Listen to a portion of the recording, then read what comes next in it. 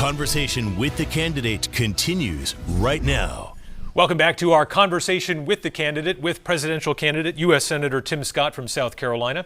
We're going to bring in our town hall audience of New Hampshire voters here. I might have a quick follow-up here and there, and we've got online questions as well, but we want to jump right into things with our first questioner, Charles Jesse. Sounds good. Senator Scott, welcome back to New Hampshire. Thank you, Charles. Good to be back.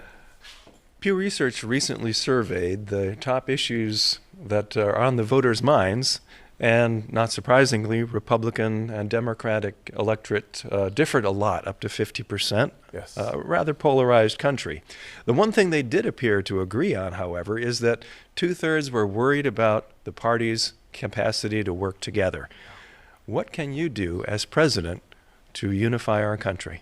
Charles, thank you for the question. I would simply say that as a nation, America works best when we are unified. I see us as one American family. I will point to a few victories that we've had just in the last few weeks on bringing America together from the legislative perspective. I think common sense leads to common ground. And one of the issues that's devastating American families all across this country is the issue of fentanyl. Fentanyl comes through our southern border. Closing our southern border is absolutely essential. Stopping the flow of fentanyl is really important. A friend of mine, Alan Shaw, who was the business school dean at the College of Charleston in my hometown, his son passed away to fentanyl about 3 months ago. One of the things we can do as a nation is to stop fentanyl from coming into our nation. I wrote legislation and received huge support on both sides of the aisle. It's called Fend Off Fentanyl, which basically freezes the assets of the Mexican cartels, starving them of the blood source, so to speak, so that they will not have the resources to move forward. Good news is it passed through the banking committee 23-0 and is now being placed in the defense authorization. There's a very good chance that we will be able to freeze the assets of some of these Mexican cartels and save thousands of American lives. Here's what I can tell you. America is the greatest story and the greatest story of progress that we don't spend enough time talking about. We should look back through the rearview mirror of our history of the nation and then look into the windshield of our future and work together to solve the most critical problems our nation will face. And by doing so, I think we will restore hope, create opportunities, and as I said, protect the America, Charles, that you and I love. Thank you, Senator. Yes, sir. Next question comes from Jack Farrington. Senator Scott, as a young voter, I'm concerned about the rising national debt, which will eventually affect my generation. What are your plans, if elected, to get us to a balanced budget and begin paying down the approximately $32 trillion national debt? Jack, very important question. Thank you for asking the question. And already, a person born in our nation today will be saddled with about $95,000 per person in debt. Primary cause of the recent explosion of debt is the radical left and President Biden has printed and then spent trillions of dollars we don't have, buying things we cannot afford, trying to impress the world, still unimpressed. And so when you think about the fact that the first actions of President Biden was to pass a $1.9 trillion spending package labeled COVID relief package. The only thing missing in this COVID relief package, COVID relief. 1% in that $1.9 trillion package for COVID vaccines, less than 10% for COVID health-related issues. The other $1.7 trillion was the progressive wish list that they were actually pushing forward to include direct cash payments to people. What that did was it led to 16% inflation since he's been president. That led to 10 rate increases from our Federal Reserve. In other words, we were saddled with more debt, another $4 trillion of debt. Slower economy, only grew about 1.1%. In order to solve our debt, we have to do two major things. We have to recharge our economy. We need to grow our economy around 5%. If we could grow our economy consistently year in and year out at 5%, we would actually lower our debt in a 10-year window by trillions of dollars. And the second thing, we have to stop spending money we don't have. We have to turn the spigot off. By doing so, we would lower our debt. I believe that our nation needs to do what every state nearly in the nation does. They have a balanced budget amendment. There's a balanced budget requirement in every state. We need a balanced budget. I think the people of our country would happily vote for an amendment that basically requires us to balance our budget. And we start that by looking at our overall spending. We spend about $1.3 trillion on an annual basis, and then we have an entitlement spending that's on increase every single year. We need to tackle both buckets of resources and grow our economy. I have a plan called Made in America that would create millions of jobs, get our growth back to 5% where it needs to be in order for us to reduce our debt, and then control our spending by focusing on what is our responsibility. The notion of a smaller, less intrusive government could not be more needed today than it has been in my lifetime.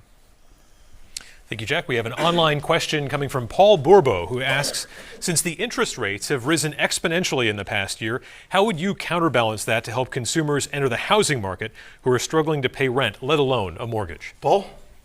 What's up? Paul, thank you for the question. Here's the truth. You hit the nail on the head. And Jack and I were having a part of that conversation, Paul. Part of the conversation is that under President Biden, what we've seen is 16% inflation. When inflation rises so fast, what the Federal Reserve does is starts pumping the brakes. Pumping the brakes, or as Jay Powell has said, he wants to cool the economy a little bit.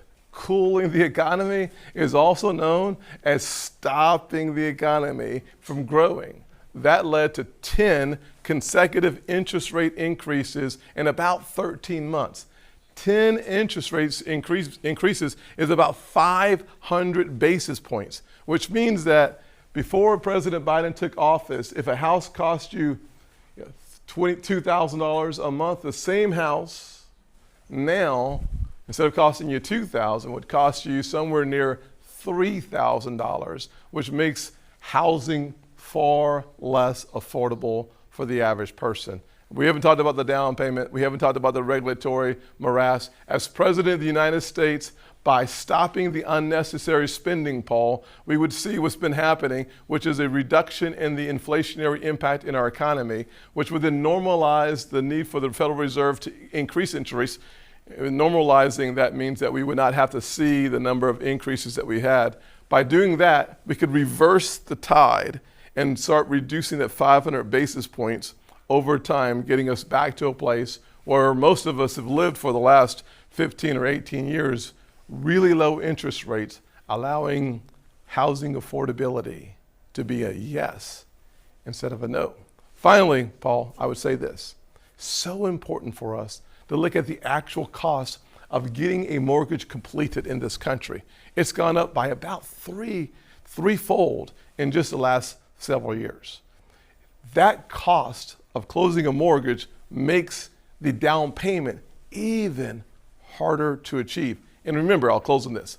About half of our country makes median income around $17.50 an hour or so. Having $1,000 in your savings account is really hard for working Americans across this country. Making housing affordable and achievable means targeting high-tech, high manufacturing jobs so that we bring resources and good jobs back to the American people. That, combined with lowering the inflation, which lowers the interest, makes housing a lot more affordable, Paul. Our next question comes from Christine Edney. Thank you, Senator Scott. Christine? Do you agree that abortion is a states' rights issue? Thank you, Christine. So the Dobbs decision moved the issue of abortion from the federal government down to the states, and we've seen the states make some really interesting all over the map decisions.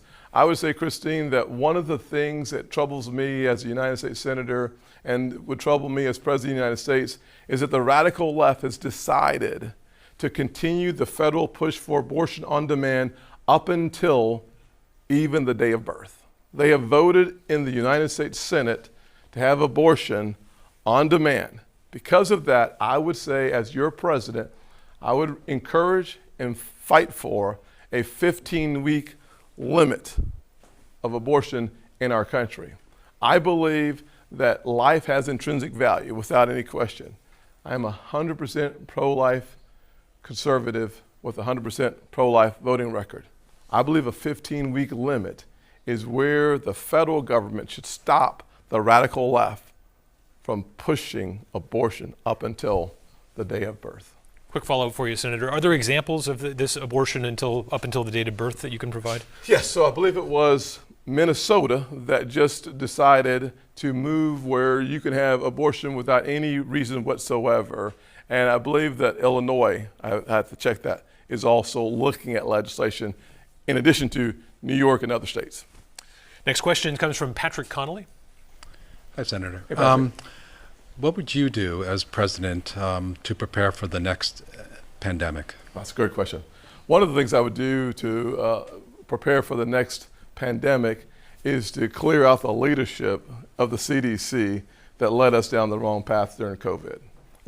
Everyone said follow the science, except for they didn't follow the science. They talked about masks, they talked about 10 days and then became 5 days. They talked about kids being locked out of schools, and we saw the actual result was that kids were really safe in our schools. They talked about doing the things that were inconsistent with the science that they were supposed to be reinforcing. The first step that we do is target solutions. What we've seen through the latest mRNA is an opportunity for us to accelerate the path to vaccines, but we need more research. We need more time spent understanding this new opportunity through the mRNA.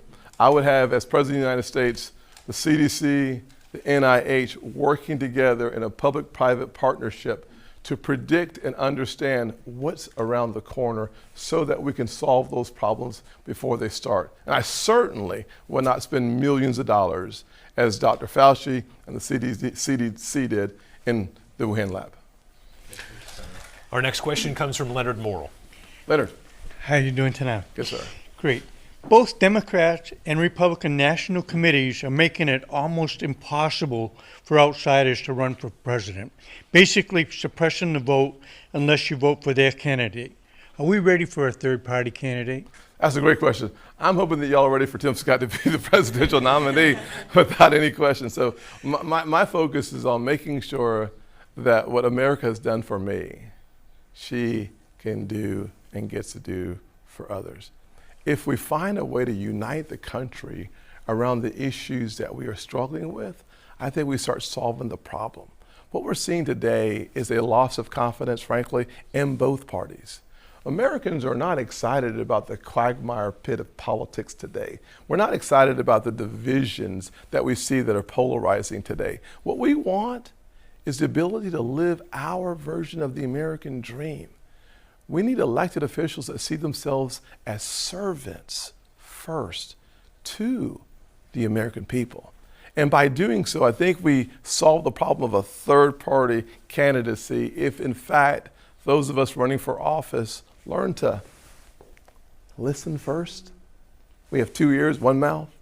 I'm not sure what that means, but I think it means I should listen more than I talk. That's so important, though. We can't solve the problems if we're not listening to the American people. It's such an important part of the equation. It's one of the things I learned very early in life as an 8th grader. My teacher said, "You talk too much." She was right. And she taught me how to listen so that I would be able to address the challenges. I'm not sure that what we need is I'm sure that we don't need a third-party candidate, but what we do need candidates who are more interested in our collective future than our own. Mission before the position is the only way to run for president. Thank you. Yes, sir. Got another online question coming in, this one from Cinnamon Schenker. She asks, homelessness is a national concern with tens of thousands of people living on the streets in cities around the country. Is there anything that, as president, you could do to address the issue on the national level? Well, Cinnamon, thank you for the question. There's no doubt that homelessness is a serious issue devastating people around our nation and cities around this great country. There's no doubt that much of the homelessness issue is tied to a mental health crisis that continues to metastasize like a cancer throughout this country. Let's think about what Adam, you and I were talking about before we came out, two of the really important manifestations of the mental health crisis, the issues that we talked about, suicide and overdoses. But we also seen since COVID a 30% increase in parents taking their kids to the emergency room because of mental health challenges. The mental health impact on the homeless population is undeniable. The two are integrally connected together, and we need to deal with the mental health crisis in order to reduce the homelessness crisis on our streets throughout this country. If we don't deal seriously as a country with the mental health challenges that we have as a nation, we will never solve, Cinnamon, the problem of homelessness. Another online question for you here, Senator. Susan McHugh says, I believe that taxing productivity in the form of income taxes is wrong and backwards. We have no state income tax here in New Hampshire. Can't we rescind the federal graduated, insanely complex tax code and institute a consumption tax instead, virtually eliminating the IRS? How many of y'all are for eliminating the IRS? I'm raising both my hands. Okay. How we get there is really important. How we get there is a really important question. I don't want to dismiss the question, but I think it's a really important question on how we generate the revenues for the country that we need in order to fund the government. I think we should have less revenue, not more revenue. I think we should make DC smaller, not larger. The question of the consumption tax versus the graduated progressive tax is an issue that has been on the minds of voters for a very long time. It's a tough issue to solve. I would simply say that as one of the three individuals who wrote the Tax Cuts and Jobs Act in 2017, that the truth is that by reducing taxes, the thing that we saw that was really exciting, we saw wages grow at the bottom quintile, the bottom 20%, faster than they did at the top quintile, the top 20%. Why is that so important? Because in a nation where we have so many hardworking Americans living paycheck to paycheck, by bringing taxes down, we saw their income go up. Take-home pay went up, not their incomes, but the take-home pay went up because we had less of a hurdle in the way of taxes. I believe that by doing that more often, we're in better shape. If I had the ability to continue to encourage some version of a flat tax where we take the multiple brackets and reduce them down, I think that would be significant improvement moving forward. One of the things I would love for us to do, we've heard this since Art Laffer in the Reagan years, being able to turn a napkin over and finish your taxes on the other side. That kind of simplicity is something that we should strive for as a nation. If we did that, we would be in much better shape. Moving to a consumption tax so that you're able to bring in the dark forces of the underground economy makes sense in a lot of places. I think, frankly, the demonizing the concept by seeing the folks talk about a 30% increase in your taxes is one of the hurdles that we have to overcome. But frankly, everything we do to simplify taxation, the better off we are. I guess, Adam, when I talked about that 30%, demonizing, what I'm talking about for those folks who have been for the fair tax, because the consumption tax by another name is a fair tax that we've seen across the country for the last, I guess, 15 or 16 years that we've had debates around that. I've seen the ads where folks who come out for a fair tax of some version are demonized, and then the actual ability to have the conversation, have the debate dies. If we were able to simplify our tax code by having fewer brackets, we'd be better off. Quickly, Senator, before we wrap up here, about 30 seconds. Oh, yes, sir. As president, would you continue aid to Ukraine in its war against Russia? So I believe that the challenge, in 30 seconds. Very quick. Maybe 25 now. Oh my gosh, this time is evaporating. The answer is yes. I believe what we need is a president who understands how to tell the American people our vital national interest in Ukraine is degrading the Russian military, and at the same time being in a position where we do nothing with a blank check. Okay. We have to have accountability. Senator, we appreciate it. Will Hurd is next week on Conversation with the Candidate. You can continue this conversation online. Thanks for watching. God bless y'all.